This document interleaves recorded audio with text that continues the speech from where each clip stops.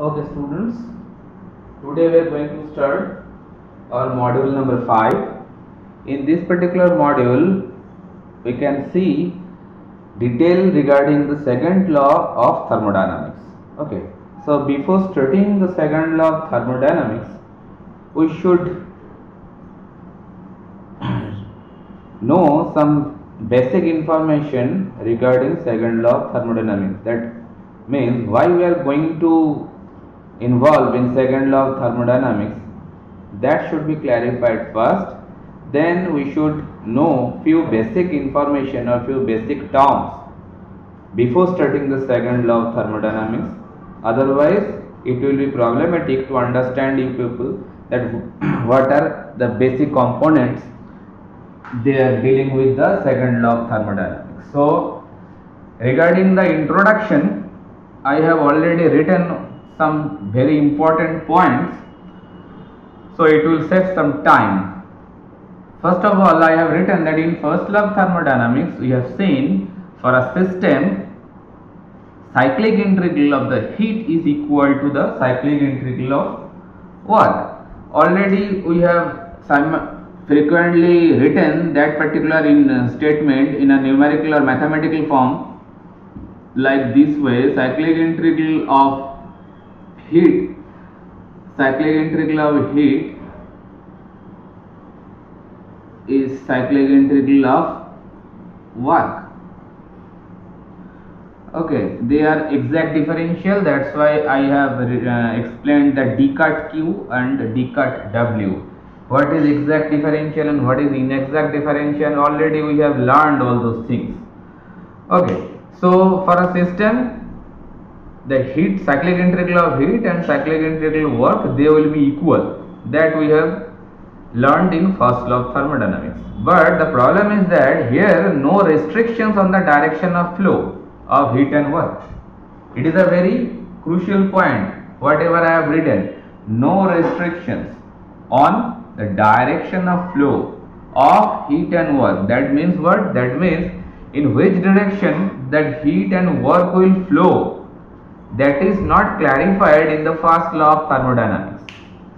That means according to this particular law, there is no direction is mentioned that heat is going to flow from right to left or from top to bottom.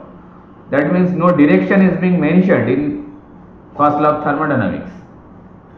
That means work will flow from low to high gradient or high to low gradient, or heat will flow from low to high gradient or high to low gradient. They actually, it is not mentioned in the first law of thermodynamics. It is a very important point. And the third point I have written, a cycle in which the amount of work given to the system and an equal amount of work is produced.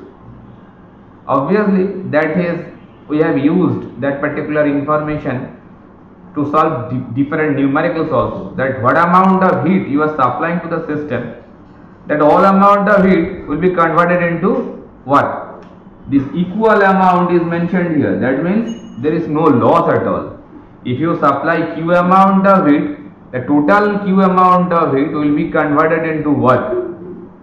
There is no actually nothing loss is there. Okay, that we have considered in first law of thermodynamics. Okay, and the fourth point I have written, but in which direction that heat and work will flow, that is not described here. That is not described here. That is a very important point, whatever we can see in first law of thermodynamics. The direction not at all mentioned. That means in first law of thermodynamics we haven't bothered that in which direction that heat and work they will flow, it is not mentioned. As well as we have also considered that what amount of heat you are supplying to the system, the total amount of heat will be converted into work. Now in second law we get, in second law what we can see, that in a certain direction, now the direction comes over here, in a certain direction those processes proceed but not in reverse direction. Actually while we studying second law of thermodynamics, that point of time you people can see that a particular direction is mentioned. That means the process will execute in that particular mentioned direction. It will not flow in the reverse direction. I have basically used an example to clear that particular statement, whatever I have written here. Like when a car drives up a hill, it consumes petrol or diesel, whatever it is. But when it comes down from the hill, the fuel cannot be stored again. This particular example is actually helping you to understand that statement. In a certain direction those processes proceed, but not in the reverse direction. Similarly, if you just mirror that particular statement on this particular example, you can understand the thing that when a car climbs up a hill, that point of time obviously it will consume some fuel. But while that car is getting down from the same hill in the same path following, but it will not give back that amount of fuel it consumed. Only the process will execute in a particular direction. It will not flow in the reverse direction. That we will see in second law of thermodynamics. Okay, so that is in particular these 3 points I have tried to clear that what are the restriction constraints actually we can see in case of first law of thermodynamics, and in second law of thermodynamics we will see that a direction will be mentioned in which direction that process will flow. It will never execute in the reverse direction. Okay. Now, if we are going to start second law of thermodynamics all of a sudden, then some terms will be used. They will not be very clear to you that point of time. That's why I am just trying to clear few basic terms which will be used in second law of thermodynamics frequently.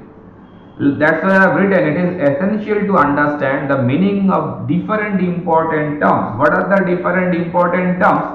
That I will clarify one by one in order to discuss the second law of thermodynamics. So before starting the second law of thermodynamics, this is the first term. That is a very important one which is written over here, that thermal reservoir. In short, I will write that particular thing in short form, that is TER. TER means thermal energy reservoir. Okay, so thermal reservoir, thermal energy reservoir, what does this mean? It is basically a hypothetical thing, first of all. Okay, so energy reservoir means what? It is a large body, large means a hugely large body, from which a finite quantity of energy can be extracted, or to which a finite quantity of energy can be added as heat without changing its temperature. That's why I have mentioned that it is a large body. If the body is large enough, and if you extract some amount of heat from that particular large body, or the vice versa, if you add some amount of heat to that particular large body, then basically the temperature won't be changed if the body is hugely large. That kind of a large body can be considered like a thermal energy reservoir, or TER. It is a hypothetical body. It can supply or absorb. I have again tried to simplify the thing. It can supply as well as absorb what? Now, finite amount of heat. Finite amount means the amount of heat which can be quantified. Okay, it's a fixed amount of heat which can be measured. Okay, so it can supply or absorb finite amount of heat. The important thing is without undergoing any change in temperature. Obviously, if the body is so big, then if you add some amount of heat to it, as well as if you extract some amount of heat from it, it will not affect that particular body's temperature. Like in our discussion, basically we will consider a large body of water. Large body, suppose you can consider a river, a huge lake. Okay, so if you add some amount of heat to that particular water body, it will not change the temperature of that particular water body. As well as you can consider as well as atmospheric air. So large bodies of water or atmospheric air, they can be considered like a thermal energy reservoir, or in short form thermal reservoir. Okay, so thermal reservoir or thermal energy reservoir is nothing but a hypothetical body. We will consider atmospheric air or a large body or water body can be considered like a thermal energy reservoir. What is the definition of it? Basically, it's a large body. So if you add some amount of heat to it, as well as if you extract some amount of heat from it, it will not change the temperature of that particular large body. So that body, then we can say it is a thermal reservoir. Okay. Afterwards, we will going to explain a few more things which will be very required for the second law of thermodynamics. Now, after completion of the thermal energy reservoir, the second thing is source and third thing is sink. Source and sink, both of them basically connected with thermal energy reservoir. So if you people have understood that what is thermal energy reservoir, then source and sink, they are basically a kind of types of thermal reservoir. Like whatever I have written, you can see here that source, it is a thermal energy reservoir which can supply huge amount of heat without undergoing a change in temperature.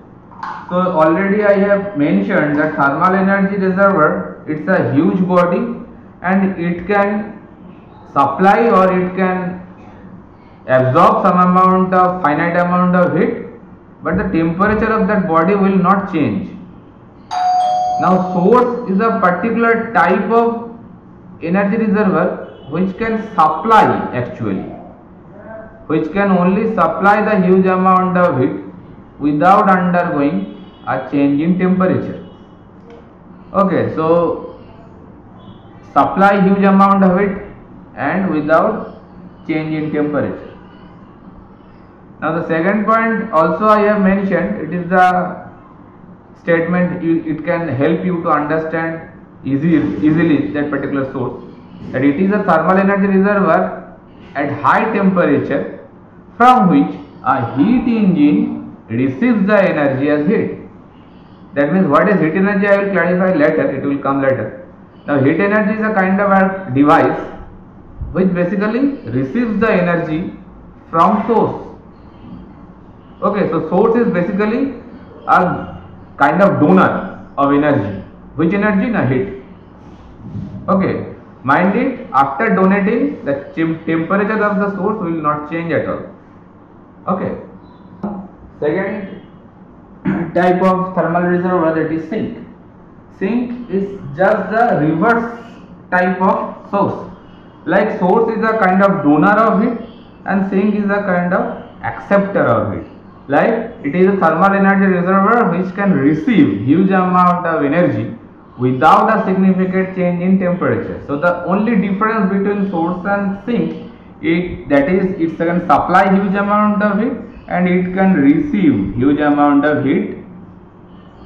But the same thing is that after donating the heat, source temperature will not going to be changed. Similarly, in case of sink, after receiving the huge amount of energy, the temperature will not going to be changed. That I have written without a significant change in its temperature. As well as in case of heat engine, it is a low temperature thermal reservoir to which a heat engine rejects energy as heat. Okay, so if we consider a heat engine, then heat engine can receive some heat from source and it will reject some amount of heat to sink. Okay, that's why I have written here that low temperature thermal reservoir to which a heat engine rejects energy as heat. If you want to get some example, like sun is a source of heat. Generally we consider sun is a huge thermal energy reservoir. It can only gives some heat. So that's why sun can be considered as a heat source and atmosphere can be considered as a heat sink. Generally, these two common examples we refer for source and sink. So now in upcoming lecture, whenever we will going to use source and sink, you people will understand that source is a kind of donor of heat and sink is a acceptor of heat. Okay. Now, while I have mentioned heat engine in both the case of source and sink, so heat engine also should be clarified here clearly. Heat engine, it is a device which converts the energy it receives as heat into work. That means it is basically a kind of device which doing a conversion of energy.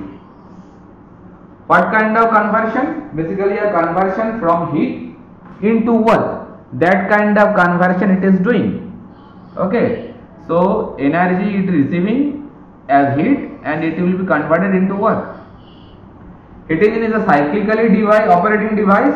That means a continuous starting point and ending point. It's a continuous cyclic device, kind of this thing. It is a symbolically we express this kind of a symbol to express a cyclically operating device or a cyclic device. That means the starting point, if you consider this point as the starting point, then the operation or the process is going on following this path, and again after complete ending it will come back to its initial state. So the starting point and the ending point actually it is same. That's why it is known as cyclically operating device. It receives energy as heat from a high temperature body. High temperature body means that is source. Already I have mentioned above. Converts part of it into work. Now that is the stressed point over here. Converts part of it into work. From first law we have seen that the whole amount of energy received as heat, it will be converted into work in whole amount. But it is not true actually. A heat engine is basically energy absorbing from source and converting into work, and during this conversion some amount of excess energy will be exhausted and that will be basically absorbed by the sink. Okay, that's why I have written converts part of it into work and rejects the rest amount of what? Rest amount of heat to a low temperature body, that is known as sink. So in a particular heat engine, a kind of supply of energy will coming from a source. It is suppose a source. Energy is coming from there. Okay, and some amount of energy will be exhausted or rejected. So suppose that amount of energy Q1 is supplied and Q2 is rejected. Where? Now it is going to be rejected into sink. That is sink. So after receiving and rejecting the amount of heat, some work done will be produced. Suppose that is the work done. That work done is nothing but Q1 minus Q2. Because the whole amount of energy supplied to it from the source, it will not be converted into equal amount of work. Some amount of heat will be rejected to the sink, and as a result of that it will produce some work, and the work amount will be Q1 minus Q2. That is a block diagram of a heat engine. Okay. Now a common example mechanical engineers very frequently use a thermal power plant as an example of a heat engine. What is thermal power plant? How it works? That I am going to clarify. It is not a subject of power plant engineering. Obviously, in power plant engineering, that point of time, you people are going to be acquainted with detail about the thermal power plant, how it works. But in thermodynamics, I should give you a small brief introduction of thermal power plant because it is very relevant to the second law of thermodynamics. Because thermal power plant is a very good example of heat engine where some amount of heat is given to it from a source. It will produce some work and some amount of heat will be exhausted to the sink. So all those scenario can be seen in a thermal power plant. So next I am going to clarify a brief introduction regarding thermal power plant.